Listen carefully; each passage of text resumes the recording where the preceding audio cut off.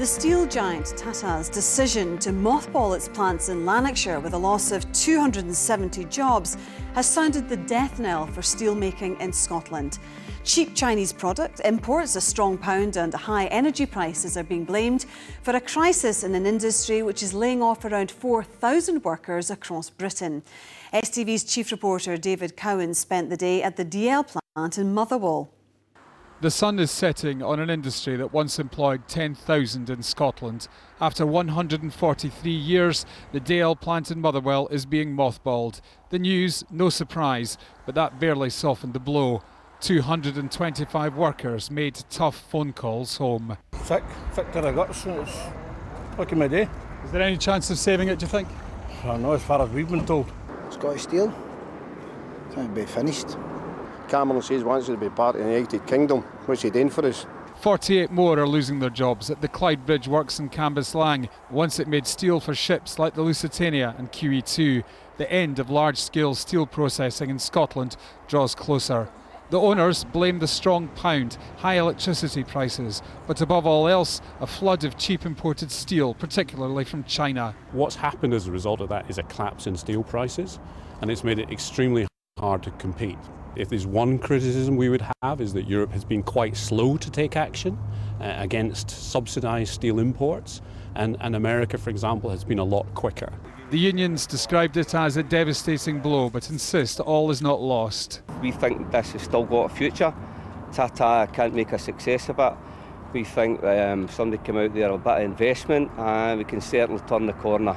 A local councillor has worked at the plant for 38 years. You don't want to give them false hope, but you want to try and save the jobs for the guys.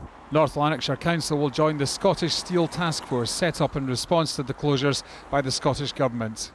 The Scottish Government is going to fight in every way that we can to find another commercial operator to take over operations in Scotland.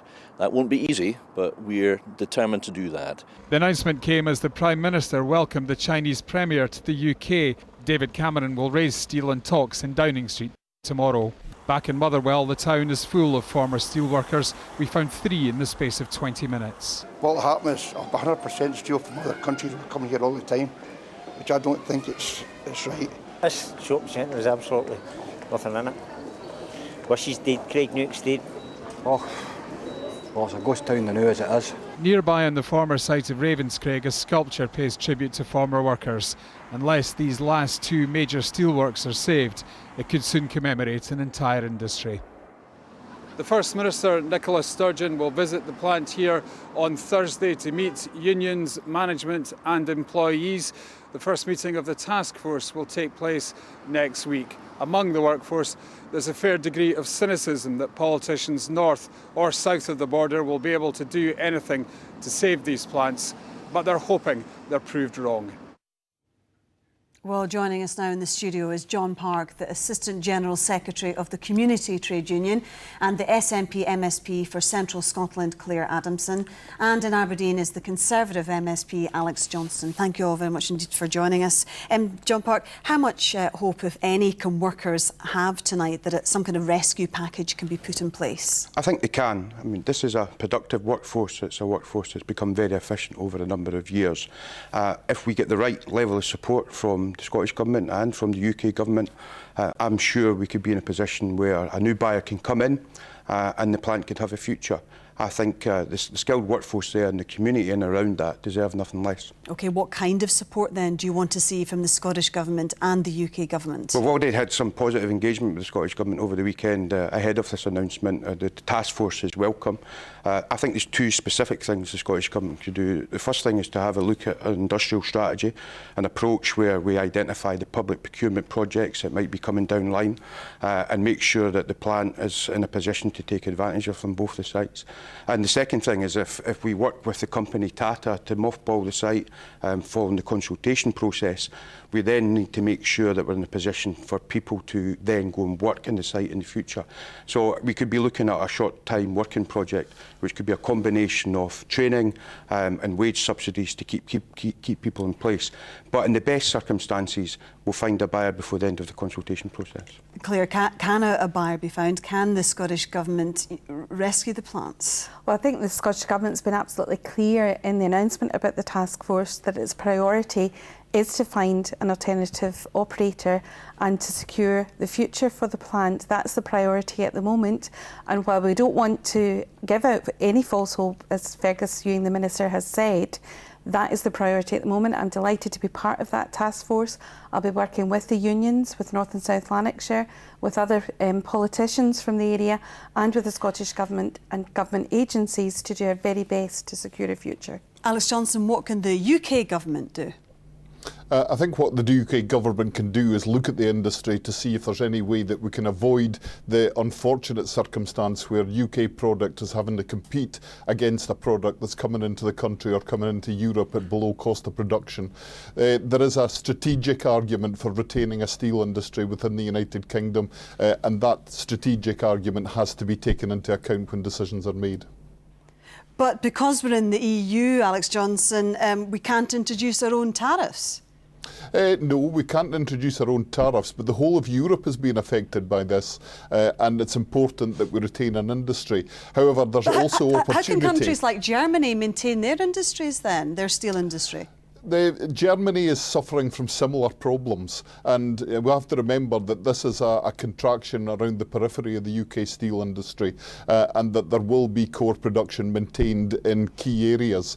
However, the opportunity certainly exists for the maintenance of plants in Scotland if we can get projects lined up that can take advantage of that.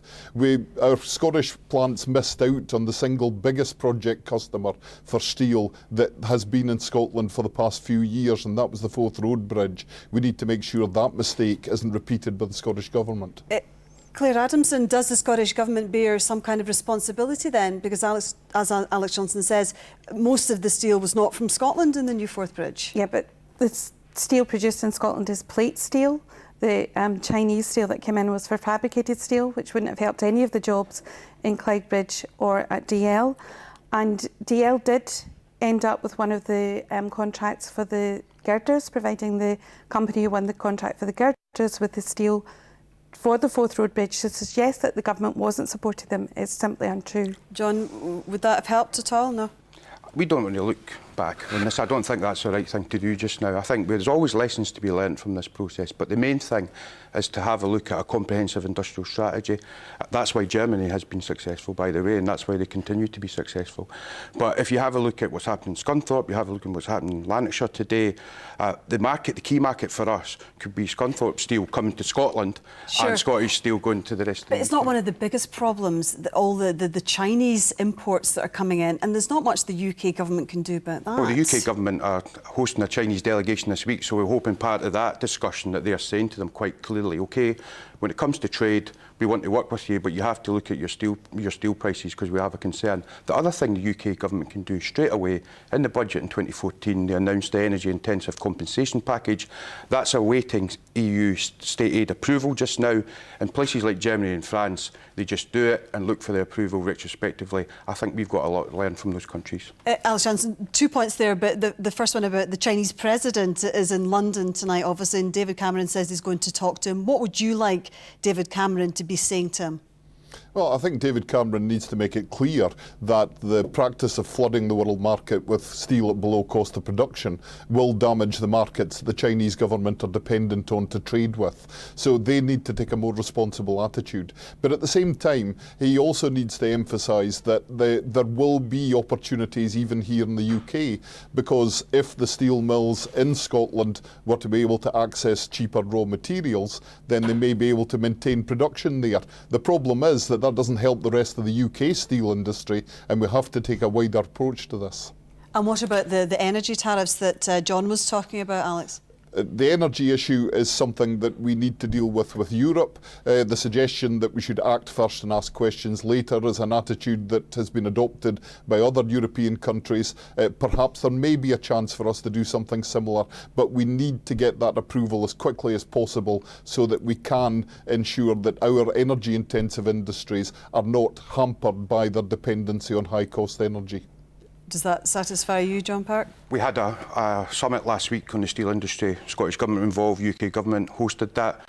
There was a number of key actions that come out of that. We've been speaking quite a lot about the steel industry for the last year. We had this main meeting on Friday. We now need to see some action to actually secure jobs in the steel industry and support the communities that rely on them. Claire, Alex Salmond has floated the idea of nationalising the plants. Is that a practical, a realistic option?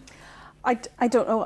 What I do know is the Scottish Government have said that no stone will be left unturned in examining the possibilities of how we secure the future of the steel industry in Scotland. Would you like to see nationalisation considered then? I would like to see a positive outcome, and that's what the task force will be focused on at the moment. But we also need the UK Government to step up and show that this is a priority for them. In the statement today, the Minister was questioned as to why this hadn't been raised as a priority at the European Council, and as yet they're talking along the lines of trying to use procurement for steel from the UK.